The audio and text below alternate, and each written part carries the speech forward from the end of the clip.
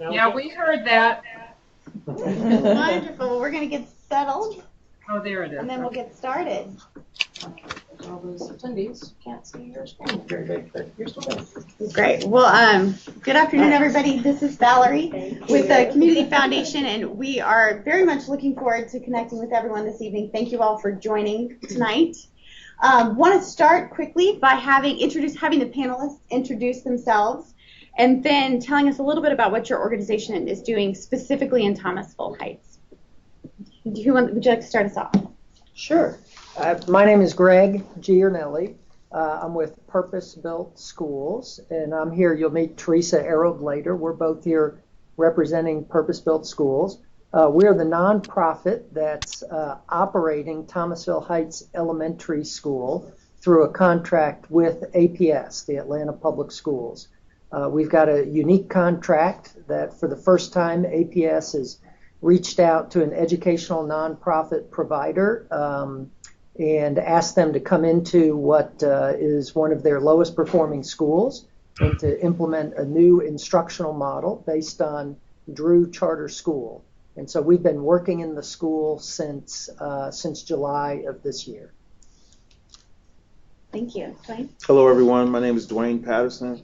I am the community coach with the Community Foundation, working with the Thomasville Center of Hope that is located in the Thomasville community. And that's also the Boys and Girls Club. Right. Boys and Girls. Good evening. This is Kim Anderson. I'm with Families First, and we have the pleasure of being one of the partners at Thomasville Elementary, serving as a community engagement partner. We're using home visitation and early childhood home services to engage families who have children at the school to begin becoming more involved with the school, as well as serving their needs in the community, particularly around family sustainability and empowerment. Hello, everyone. My name is Teresa Arrold. I am the Community Outreach Coordinator. I work with parents in the community as well as different corporations for Thomasville Heights Elementary.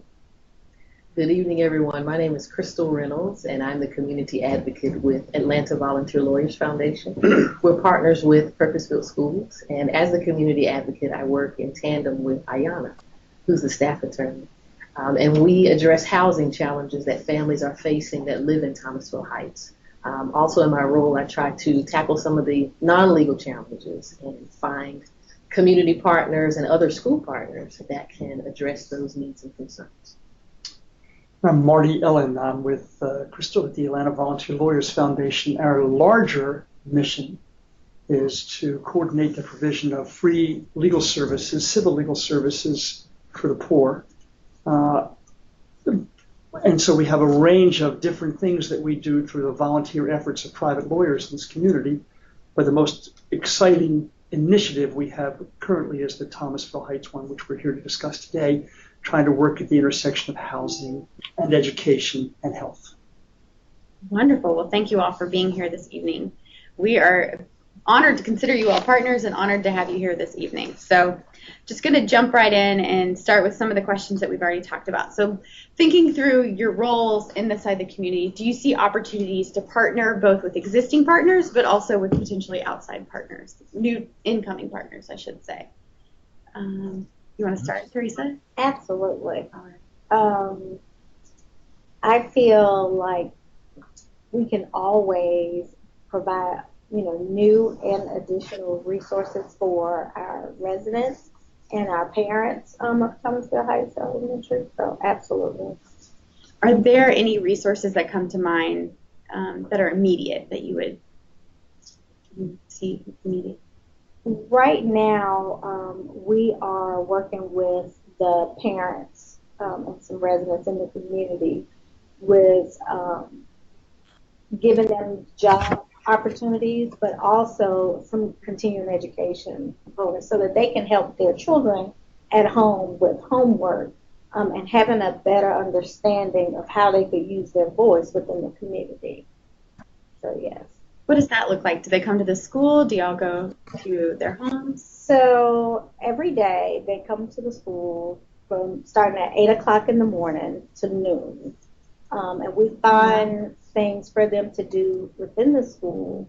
And then the additional 2 hours of the day, we just talk about how to maneuver in the school. So if your child have whatever issues, here are the proper channels to take. From working on resumes to trying to figure out what do you wear to go to a job interview, or how do I apply for more resources. So we have gotten to the point now that we know all of the concerns or opportunities that they're interested in, that we have a schedule every week, and we just stick strictly with the schedule. So we have a parent by the name of Miss Joanne who loved gardening. So we went to Lowe's, bought some soil. She now has her own, it's a community garden in the back of the school. However, Miss Joanne now is working with our PBL coordinator so that children understand more about gardening. And the hope is that they can taste the food that they're growing. We have Mr. Gino, who's in the community, that today he starts his bike program. And so teaching children how to ride a bike and teaching children bike safety is one of his passions. So just getting them more involved and creating a welcoming environment for the community in the school, and to see what are your strengths, and to say you do have a skill set that is very valuable within the school, and how can we work with you to, make that come to fruition. That's wonderful. How many parents are engaged in that? Right now we have 7. That's really great. Yes. It's just really wonderful. Well, excellent. Well, what about other opportunities to partner? Crystal, what do you think? Sure. Well, we are part of the support team at Thomasville Heights, and the partners are folks like Crystal Davy and Families First. And we've seen the benefit of working together. For instance, the coordinator for Families First and I have been out to homes because she's working with a group, but she told me ahead of time, hey, Crystal, I smell gas in the apartment. Maybe you can check into this for us, or they have an infestation. Maybe this is something that you all can find with a local attorney to help address with the landlord, Forest Code specifically.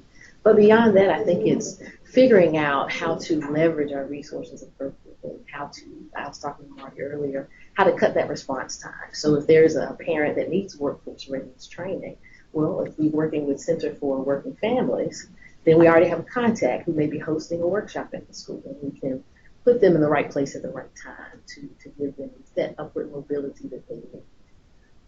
So tell us a little bit more about how you make those connections, and when you said making tighter connections, how somebody might help support that. Sure. Well, we have support team meetings twice a month, Okay. which are great for us to talk about general issues within the school. And sometimes if we have clearance from the parent, we're able to share general information about their challenges. And with that said, we go into work mode.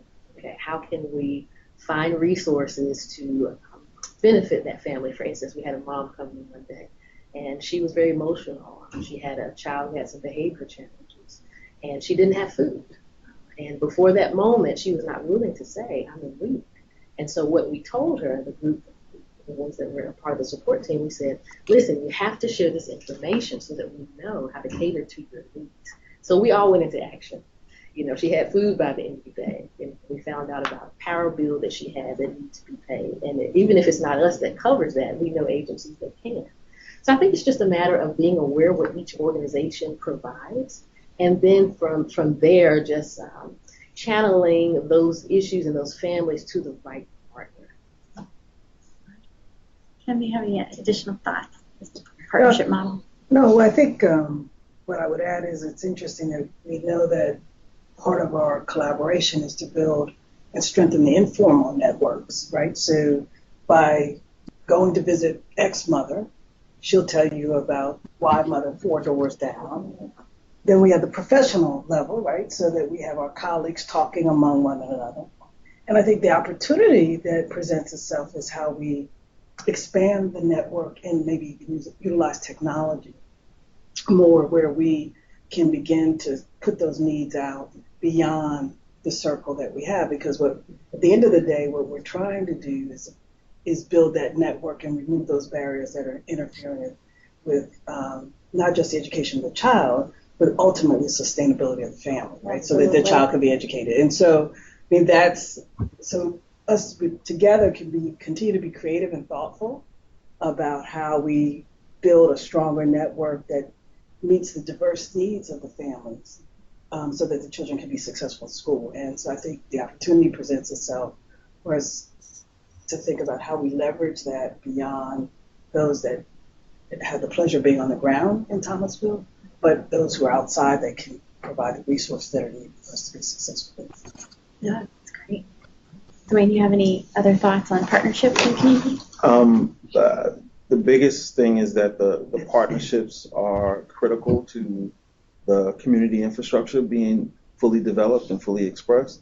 And where I'm seeing a lot of impact is the institutions that are pre-existing in the community. Sort of before Thomasville became popular again, those institutions have always symbolized the place of trust, where more importantly, the children could find a trustworthy adult, a trustworthy program that would allow them to be exposed to things that are outside of their day-to-day experience. Very much like what happens in the school when schools close, having a place like the Boys and Girls Club to be able to do their homework, to talk about problems, to actually work on different things in terms of skills. It's a critical place, and to have an adult or a group of adults that are focused on children, and making their day the best it possibly could be. When we don't find that much, in many communities. So it's good to have an institution like the Boys and Girls Club. It really is. It takes a village to get everyone's hands wrapped around.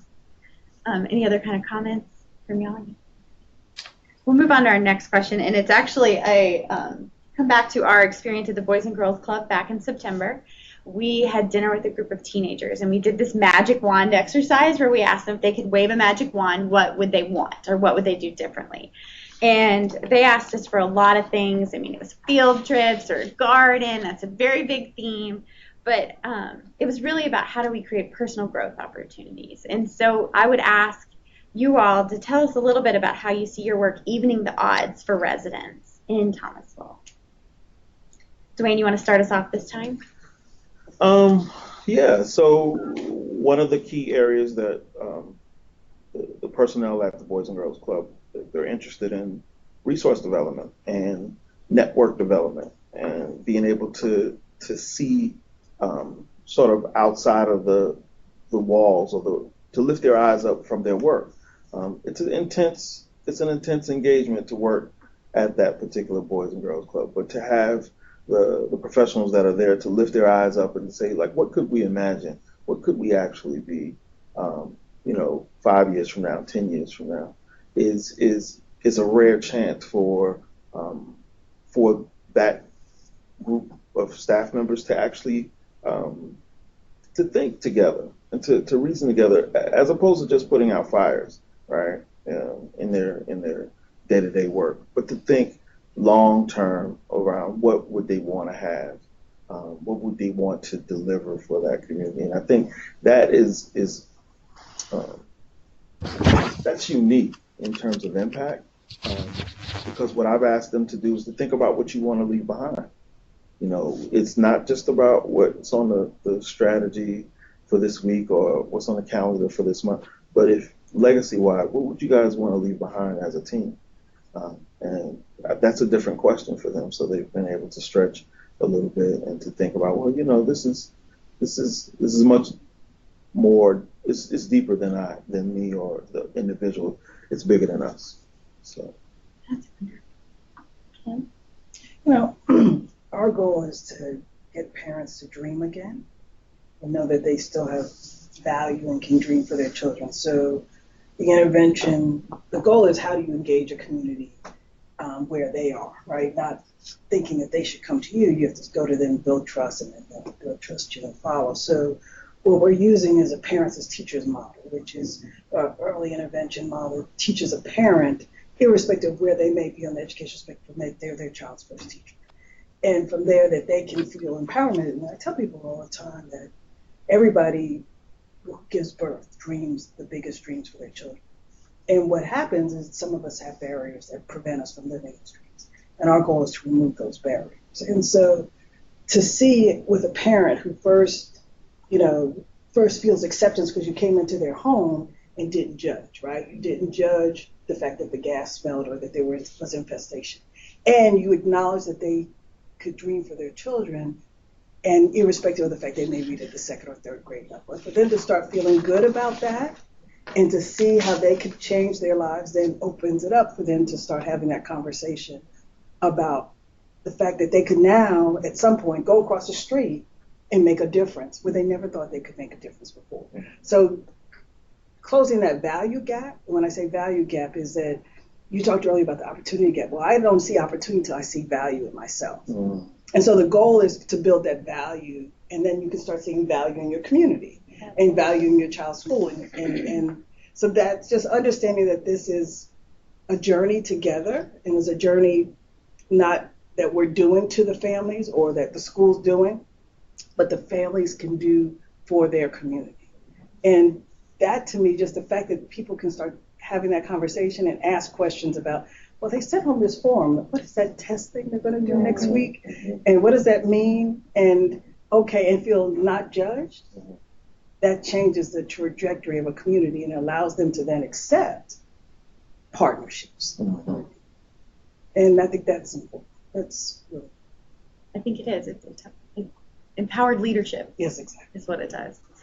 Teresa, Greg, I pose the same question to you all. Teresa. I feel like we have such a unique partnership right now with our parents and in the community. It's really organic. It was a matter of them feeling comfortable coming into school to ask questions and to find out different resources. I think that it's been very valuable to have the different partnerships that stand together as one force for them, that we're all pretty much providing resources that if one person can't, then we can find the right partnership to do so. They say if you really want to change a community, then you give them knowledge. And we are at a place that these people are hungry and they're ready to be fed. So I feel like our mission and vision for our community has changed to feeling at a place of need, but a place of hungry, of knowledge, and they want more.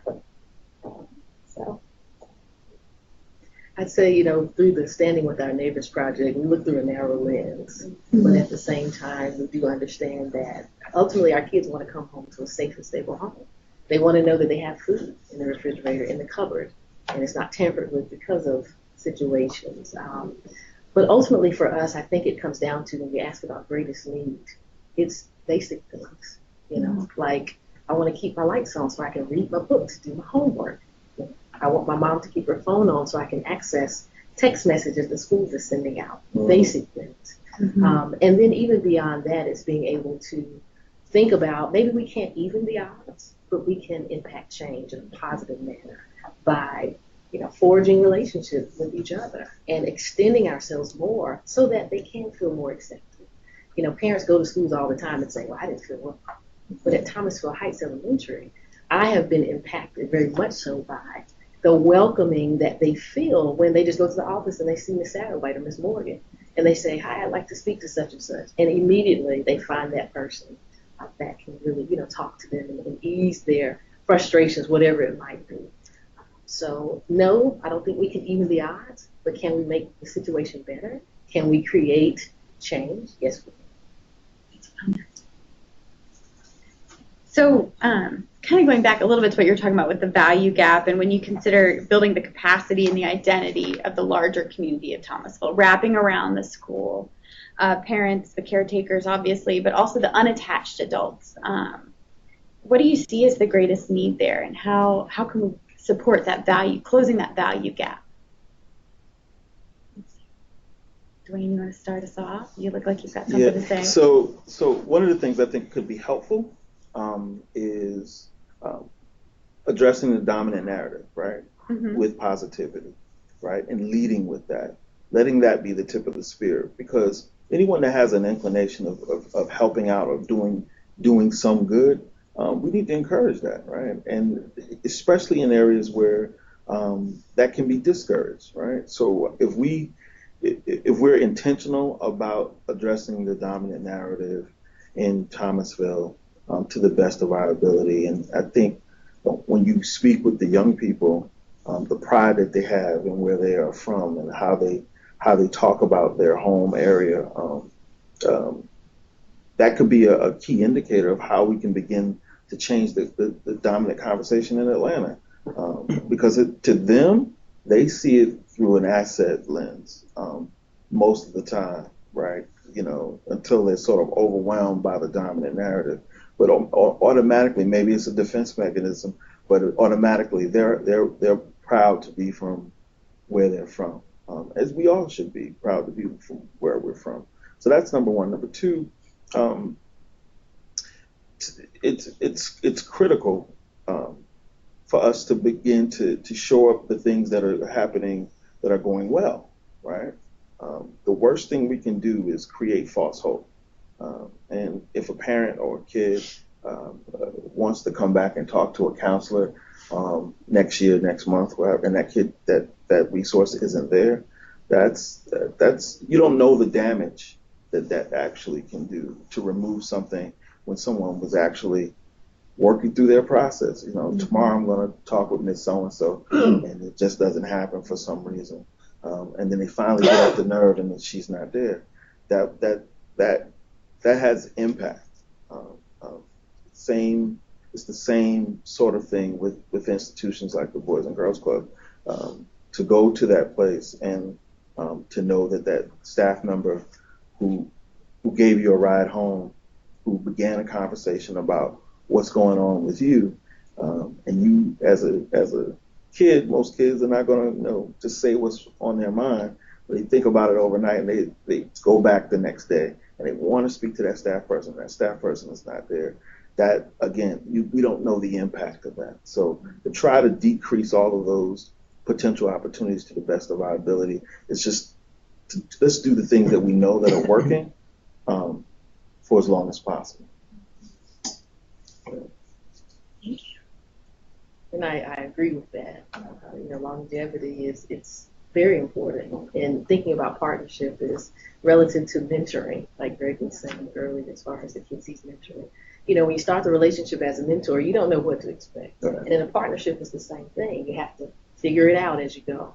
And so the strength of that partnership is based on communication. It's based on what you're willing to share, good, bad, and ugly. But at the same time, I think in Thomasville Heights specifically, people will be more receptive if they know that 2 years from now, AVLF, whether it's at Price or Carver, wherever, we know we can call them to help us with families first, or coaches there to help them through the grant for Boys and Girls. They'll be more receptive to hearing and receiving the knowledge and resources that we're offering. When you said that, make me think that what makes communities strong is our institutions, and communities that have institutions are those that last and weather storms. And so what we're talking about is re-engineering, rebuilding the institutions, and highlighting those institutions that are there and strengthening them. And so I think that's the opportunity. That this is a community that's been pulled apart and for all kinds of reasons and forgotten, and either structurally or sociologically and economically. And what we're talking about is how do we strengthen it and strengthen those institutions that are there and building institutions that it can last over time. And I think that's, and helping, as you said, helping the community understand the strength that it has, and to, in many respects, demand and call out and pull in the institutions that it needs, and be part of the conversation. So I'll jump in. So when you ask about what's the greatest need, we're naturally going to look at it through the lens of education. And it's sort of an interesting good news and bad news when you look at this from an educational standpoint. The good news is there's only one clear, overwhelming greatest need when you look at it from an educational standpoint. And that is that we have to create stability in the enrollment at that school. Thomasville Heights as a school and as a community has been highly transient. We've got about 40% turnover of our kids every year. And there is absolutely no way you could be the Harvard of elementary school education and make zero progress academically if you have 40% new kids every single year. So that's the good news. There's only one issue. We have to address transiency. The tougher side of that is transiency is a function of everything we've been talking about. And so it's a function of housing quality and housing stability. It's a function of mental and behavioral health issues, physical health issues. It's not having good early childhood educational opportunities. It's not having parents who appreciate their ability to help teach their kids and participate in their kids' education. It's lack of job opportunities for parents and job skill programs. So the bottom line is, in order to address the central educational challenge, you've got to do all of these other things. The good news is that there's great partners out there. And it is very rare, in our experience at least, our limited experience in community redevelopment in the educational world, it's very rare that you can get so many people to focus on a single neighborhood and have a common objective. And so we're thrilled about the opportunity in Thomasville Heights. We're thrilled about the partners who are already there, and we think there's plenty of opportunity for more partners. And the good news, if you can presume to speak on behalf of funders, whatever you're interested in, the need is there. I mean, the need is there. So almost by definition, it's impossible to make a mistake here, because wherever people want to invest their money, there's going to be a program that fits perfectly with the needs in the community. And you can build up these institutions, the longevity, everything everybody's talking about here. If I may, I think part of the brilliance of your program is it's maybe easy to see why you need the coaches and you need the families supported and the other pieces that you brought in. Not everybody sees why lawyers present would be of value. But if you want to promote that stability, some of what you've got to do is stop the evictions. Some of what you've got to do is interact with what is substandard housing and make sure that the mold doesn't put the kids in the hospital. Some of what you've got to do is all of that. And so we very much appreciate the chance to interact, to put Crystal and Ayanna in the school where people don't have to come downtown to our offices. And then the other 65 private lawyers that are waiting in the private law firms to come down and help out. There's no way to put those communities together unless you've done what you've done to connect the need with the people who can address it. So this is something, schools, when you think of what are the institutions, what are the centers of community, school is it. Right. School is the original and most effective community center. And so why wouldn't you use the school building as the connecting point for all these programs? That's the one place every family is guaranteed to need to go every single day. And so we've been thrilled that partners like the Volunteer Lawyers Foundation and Families First and Chris 180 want to be embedded and have offices in the school, which Crystal sits right next to me at Thomasville Heights. But that is the perfect way to connect everybody. And what we'd like to think, we're just full of ourselves enough at Purpose-Built Schools to think we're good at this, is that we can make room for all of the good partners in the school, and we'll understand the value they bring, even though they don't teach kids in a classroom every day. So, yeah, Val, you asked earlier what about the opportunity, and I think again, on everybody's point is, arguably this is a unique opportunity for Atlanta collectively to get inclusive, place-based, organic change. Right. So we're not, we don't have a housing complex similar to the AHA model. We don't have a Section 8. We're not flying in with Hope 6. We're taking the existing community, and it's an organic opportunity for those institutions building on, quote, the anchor of a school, existing institutions in government to collaboratively across sectors decide that we want to address poverty at its root cause, right?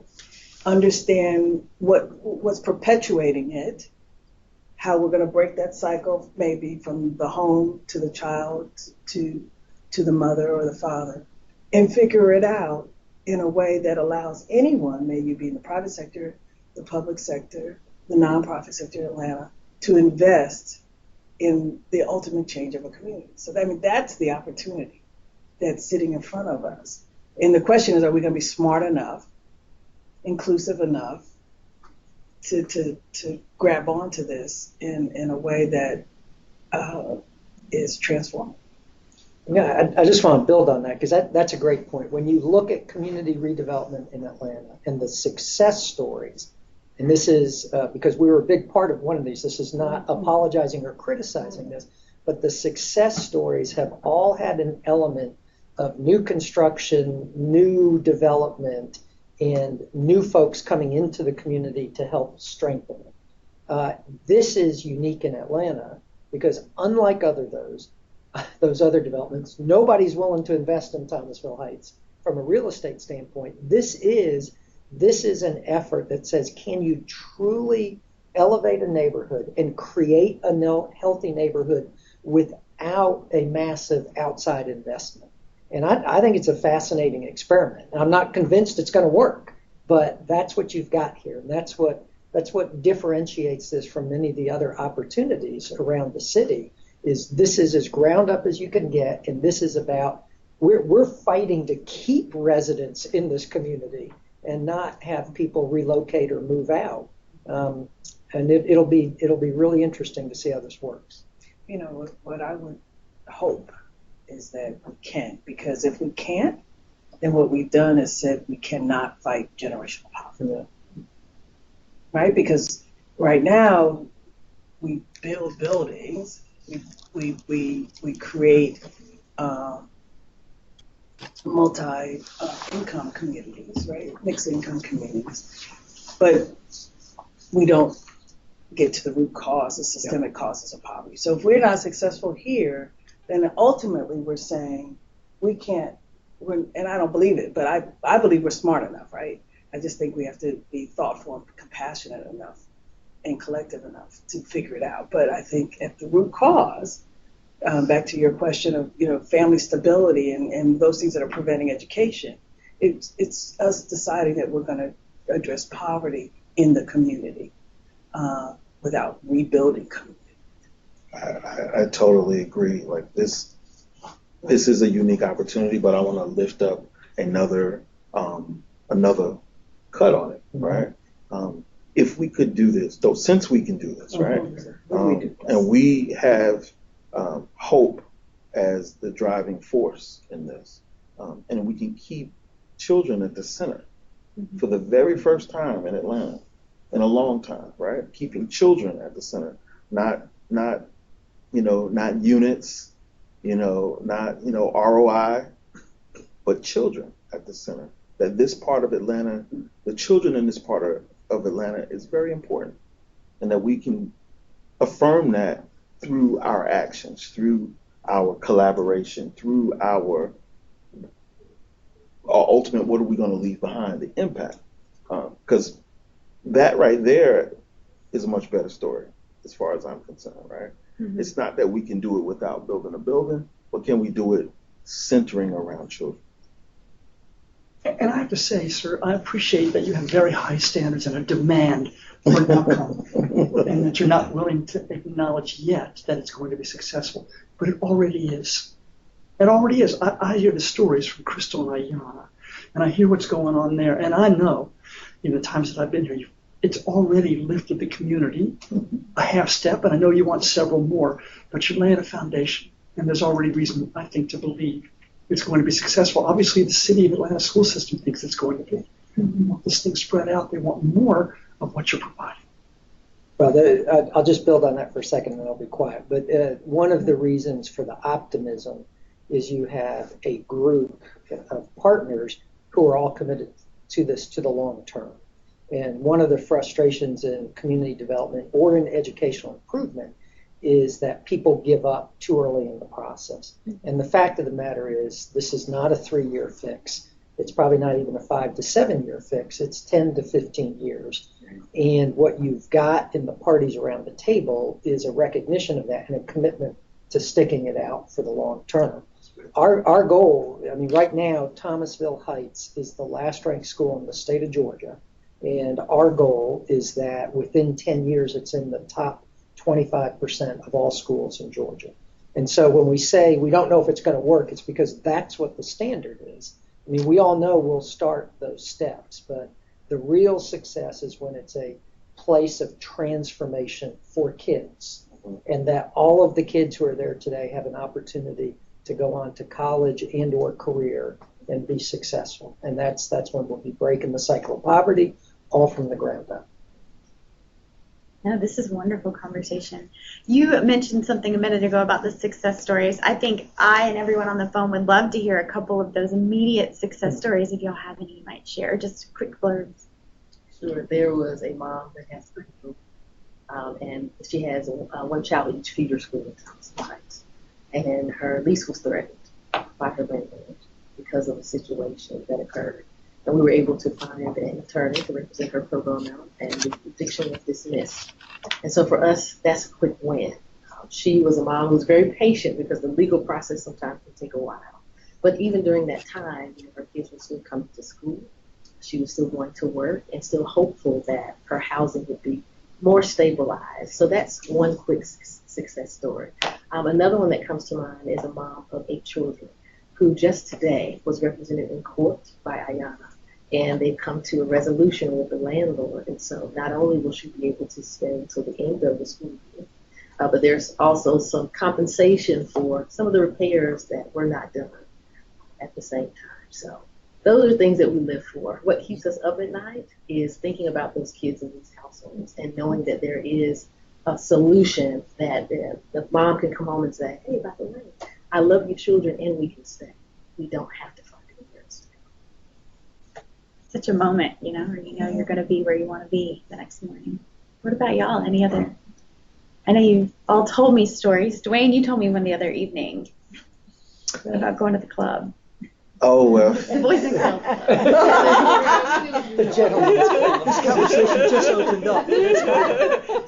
So it's things that probably other folks would not care about or notice, but just meeting with the staff, and in the middle of the meeting, of course, a bunch of kids run into the meeting, and they're just super excited about some grades that they got throughout the day, and they're shoving papers in the face of the staff and letting them know that they got all A's on their math tests, and just hearing the exchange, it was just heartwarming. Who gets excited about math at 3 o'clock in the afternoon? These kids do. And it's not by happenstance, it's because the staff work with them so that they can achieve the goals that they wanted to achieve. And it was just a very solid moment of why this place is in existence. It's not because of the snacks that they get in the afternoon, even though the kids will remind you it's snack time. But it's about setting a course for something more and achieving that. And that they actually did it. And they came in and it was and it was just, that's what you come to school for. That's what you come to work for. That's what it's all about. It was just a full circle opportunity for me. I was thinking the same thing, those things that you don't expect, or that one was our colleague was visiting with a family so we visit each family twice a month in their homes and with their child go through an educational activity. then they have homework when they come back and show you that they've been successful in engaging their child. But the goal is really ultimately is just to build rapport in addition to preparing that younger child for pre-K. But in that conversation, we identify a special need that a child has in terms of needing some testing, and then being able to make those referrals. And those kind of things is really just opening it up so that the family can start resolving those barriers in their lives. The other thing is just that trust, right? Mm-hmm. So, when our colleague walks through the complex in Forest Cove, and somebody speaks through their screen door, hey, Miss T, hey, and does not concerned that they may be engaged in something illegal or illicit, but feel comfortable enough saying that to her, by the way, go down 4 doors and knock, she just had a baby. And she needs help. That's because what you're trying to do is empower the community and build the trust. And when you start seeing that happening, when people then begin to care about each other and begin to want those resources for each other and feel comfortable enough that you're not going to judge me because I may not be dressed a certain way or may not be having the best day, but I wanted to speak to you, then we know we're being successful in building rapport, building community, building trust, which is going to be also important. That's it. So let me, the personal stories are why we're all in this and are so meaningful, but I don't want to neglect some bigger picture kind of statistic-y things, but indications of success. We have worked really, really hard to keep kids in school this year. We've reduced suspensions by 70% over last year, which is a reflection of a larger whole sort of social, emotional, cultural kind of shift in the school. From pre-K, we've been very intentionally focused in pre-K, and we have 21 kids in pre-K, and in January of this year, 57% of those kids had already mastered the entire year's content, the APS years of content for the year. On parent engagement, we do a series of parent-teacher conferences. This is historically a school where parents are not involved at all, as everyone here could attest. In October, we had 5% of parents show up for parent-teacher conferences, and then in February, we had pretty close to 30% of parents show up. So it's this kind of incremental gains. Personal side, one of our kids, I forget if she's second grade or not, won the top chef contest for all of the Atlanta public schools, a third grader, with her own recipe, and so against all other APS schools. So all of those are good things. And then something that's hard to explain as a victory, but it's so meaningful. This is not to criticize APS, but APS does not currently allow us, purpose-built schools, to hire people who have some sort of criminal record. And that pretty much eliminates everybody in the community. So we are reaching a resolution that would allow us to go ahead and hire people with that kind of background. Obviously nothing that would be dangerous or put kids at risk, but with nonviolent offenses would allow us to hire them so they can be part of Teresa's program about bringing more and more families back into the workforce. So some of the good things that are going on. Well, that's a good news. Yeah. And I'd like to add to the success, the parents, just going back to what you all are saying, allowing them to do the work, to be the voices, the ambassadors. I think that has a lot to do with the change in the statistics. It really does. Could y'all talk a little bit about how a conversation with a parent might go when they come to your office or your office? What they might be seeing? It could go anywhere. It depends on the need or what's going on. On a good day, if they're just, having some issues as far as navigating in the school, to say, my son came home and he said, I need to talk to the teacher. I have no idea who his teacher is. I don't even know what grade he's in because I've never, came to the school. Then it's just a matter of looking the child up, making sure mom has ID, and just helping her navigate through the system to actually set up a time to meet with the teacher or to see if I can go up and speak to the teacher briefly to figure out, why the parent was called. Or it could be my child said that he didn't have or needed to go outside during recess and he couldn't go because he needed to go to the math lab. Then it's, a different conversation because, of course, right now they feel like they just want their child to have fun. But after sitting down talking to them and getting them to understand why they're chosen to go into the math lab and, what the math lab is really about, then you see a totally different parent, right? Because ultimately they want what's best for their children. Today I had 4 parents to come in and say, how do I start working? What do I need to do to get more involved? Should I dress a certain way? Do you all have anything, that I could do right now to volunteer? And so, of course, I got all the information and said, well, are you sure you want to stay right now? I mean, do you have 30 minutes, 20 minutes, or do you have an hour? And they're like, we have all day. And so that's when I could pull in Miss Joanne, who's gardening, and to get them to go out there and just volunteer to see what she's doing and pull up weeds. But the beauty about this parent engagement piece is that they're all spreading the word from how to utilize Family First to Boys and Girls Club to AVLF. And I have tons of stories of success. Yeah. That's wonderful. So we're coming up towards the end of our time here, so I'm going to ask you a question that I think Crystal prompted a few minutes ago. What keeps you up at night? What weighs heavily on your mind? For me, it's safety. Mm-hmm. In their neighborhood, in their community, they're not allowed to go outside and play. When they get to school, that's their time for recess. Mm-hmm. And to go out and engage with friends. Just making sure that they come back and that they're not hungry in the morning, that they're safe. That's what keeps me up at night. Yeah, I remember one time, I guess in Nathan with the Community Foundation or just visited Greg, and I sat in one of the classrooms. And I sat in both kindergarten and I sat in 3rd grade. And in kindergarten, kids still have that bright look in their eye and excited and unfortunately, they're probably still coddled by their mothers. And then 3rd grade, I started seeing the shallowness. And I saw a heartache. And it was a Monday, so people were carrying the pain for the weekend and maybe being without food or whatever happened in the community that weekend. And so what keeps me up at night is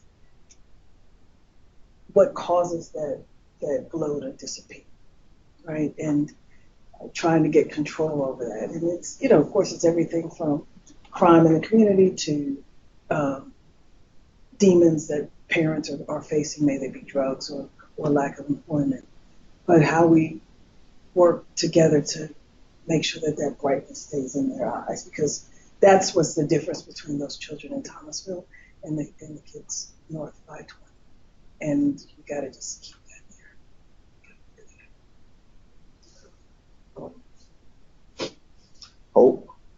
Hope being erased keeps me up at night. And the symbols of hope, right? There is a beautiful garden that these kids planted. I remember in the wintertime when there was nothing in the planting boxes and everything looked pretty rough. And now there's, collard greens and other things that are back there those are symbols of work that they did, that they own. They literally will drag you all the way through the building to show you what they've grown with their own hands. And they're into their community in a very different way now. And that being challenged by any reason, it keeps me up at night. And the folks that are preoccupied with changing the lives of these children, making sure that they're okay, that keeps me up at night because I can't be there every day. But there's some folks who have signed on to be there daily, and making sure that those people are okay, that they have the supports that they need. That's critical. That's critical because that's where the trust is really focused, because those young folks, they trust me because of who they trusted originally. So that's important. So, everyone in this room, we will know we're successful when the families who happen to live in Forest Cove and their kids go to Thomasville Heights make life decisions around keeping their kids in this community. That is what middle class families do every day in America, is they invest in a community and they stay in that community because they know what's best for their child, and they make life decisions around keeping their kids in the attendance zone for that great school. So that's when we know we'll be successful. The challenge here, and what keeps you up at night, is in middle income families, this happens naturally. In this community, it doesn't happen naturally. So you've got to get out and have a personal relationship with every single family in that community, because each of them has a barrier that's preventing them, or a challenge that's preventing them from staying in that community and making those life decisions around here. And that's tough when you've got 400 families living in that community with kids going to this school. That's a lot of personal relationships to develop. So it requires a lot of partnerships. Doesn't mean that purpose-built schools needs to know all 400. I mean, the good news is you can divide them up right here. And we just have to be organized enough to pool our knowledge about those families so we can help remove those barriers so that people who want to stay in this community can stay here. Valerie, these kids have a fighting chance now when they didn't. So I suppose if something keeps me up, it's that the resources to sustain that effort will disappear. I hope that will happen. I agree with Marty as well. And of course, the kids are always my concern, but the hope, the optimism that we can do this together. Wonderful. I have a question from the community. So if it's okay, I'll just share it. Yeah. Please do.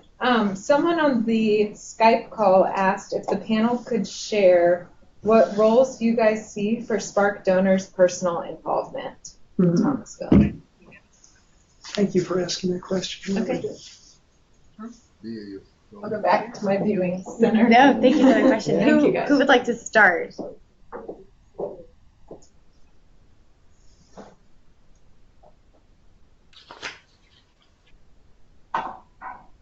I think that just to kind of piggyback off of what Mari said earlier, is that just making sure that we have consistency within our partnerships. That's really important to this community. Finding ways to involve the community as far as getting them more job opportunities and continuing education or whatever they feel like their needs are for to be successful. I think that that's most important. And there are personal volunteer opportunities if that's what folks are suggesting. So absolutely, and we've got a reading program at the school. Sometimes it's hard to tailor the personal volunteer opportunities, but that's one way to do it. And we're always willing to talk to anybody and everybody who's interested in the community, and then to find a fit that works, and that's going to be a good experience for the volunteer. And I think that's a critical piece. When I walk into that school, I feel welcomed. People are puzzled as to who I am, but it's okay that I'm there. Actually, they're skeptical and a little bit afraid. More With good reason. Yeah. But what I hope people will do is show up. Come down to the school, come down during the week, come down after school, come down on Saturdays when we have the programs. It can only heighten your sense of engagement to be in there. What I was taken by the first time that I went, I love libraries. And this school's libraries, and these kids are adorable. And I wanted to sit on the floor all day and read books. And there's a need for that. And then I went, everywhere I went, and I said, boy, I'd love to do this. They said, you can. We need you. I hope people show up. Yeah, I was going to say that to take advantage of these individual engagement opportunities, may it be sitting on the floor reading, weekly play and learn, or coming over to the Boys and Girls Club or gardening. And then, as a result of those opportunities, being part of a bigger conversation, back to the conversation about the grass tops, and now let's have a conversation about what makes a community great. Right. What is this community missing, and how do we now leverage information we have locally, regionally, nationally, or internationally to help bring that here? Right. So may it be, for example, the fact we have no grocery stores. So how do we begin to figure out how we begin to bring those resources to that community? And there are people on the Spark Group who know people who are at cocktail parties, who can now tell stories about their experiences and what could make this community great. Right. So to use it to feed knowledge and opportunity and grow in the community. I've got one more question, if that's okay. We're taking a little liberty with your time, but this is the last one, I think. So how do you guys know what residents want, not for the kids, but for themselves, for their community, and not necessarily within the safety of the Boys and Girls Club or the school? How do you guys know what these residents want? So you had asked a question before about how do you engage. So for Families First, the first thing we do, of course, is figure out what the problem the family's facing. Maybe they need diapers, maybe they need referral for their housing. But then the next conversation after you deal with the big fire is, what do you dream for your child? What do you dream for your child? And they say, well, they'll talk about, no, when you gave birth to that child, what was your dream? What did you want? What did you dream for yourself? And they'll go back to 6th grade or 5th grade or 4th grade, and then they'll tell you what happened. Either somebody died, somebody went to prison, something happened in life that became. So you take them back to that conversation, and then you start talking about that's still possible. Mm-hmm. And you start getting that back to the hope. You start getting that hope, and you start filling that value gap again. And then people start saying, okay, well, maybe I will come across the street, or maybe I will practice this with my child, and next time you come, I'll talk to you about it. And so those little steps that's so important, but you have to ask. And you have to say you're valued enough for me to ask you, because you do have that right. And you'd be surprised, people will never ask. And caring enough to go the extra mile, so you don't just stop at the one question, one word answer, that you invest time and resource and commitment to connect with those who already have a certain value in the community. It would make much better sense to go and leverage the trust resource and to develop a relationship based on someone who's already there, an institution that's already there. And that will allow you to get to the answer of what that individual wants, or what that family needs, or what that family wants, a lot quicker than sort of going off on your own and discovering Thomasville. I wouldn't recommend that. So I think, the really practical answer to the question that you're hearing here is, how do you know what people want? It's one-on-one in a series of conversations. Yeah. For better or for worse, Thomasville Heights is not a community that engages in institutions and processes, largely because they don't exist there, but also there's no history of that kind of engagement. So it's not like you've got a steering committee or a resident board that speaks for the community, or frankly, even a civic association, at least of Forest Cove residents. So at least for now, how you know is these one-on-one conversations. And hopefully over time, as you build what people want, then there are skills and knowledge that people gain so that they can band together and create these processes in these organizations so they can do this in a more formal way that's a bigger impact. But for now, it's one-on-one. Absolutely. It takes time to develop that rapport. And sometimes it's also thinking about, what are they not saying? Right. Paying attention to their environment and saying, she has a garden right outside of her door, and then hearing the neighbor say, oh, she has a green thumb. Right. So it's taking in all of those details as well, is one of the ways that we know. They may not say it to you directly initially, but eventually it'll come. Okay. Well, this has been really wonderful. I really appreciated all of y'all coming. We appreciate everybody on the phone this evening. I know we are a little bit over time, so I apologize, but I feel like I've learned just a great deal, and I know everybody on the phone has as well. So thank you all very much. This is me clapping on behalf of everyone. Thank you all. But Yeah. we look forward to future conversations. Thank you. Great. Thank you. Thank you. You are very impressive. I'm not kidding. Well done. All righty. Dwayne, Oh. good to be with you.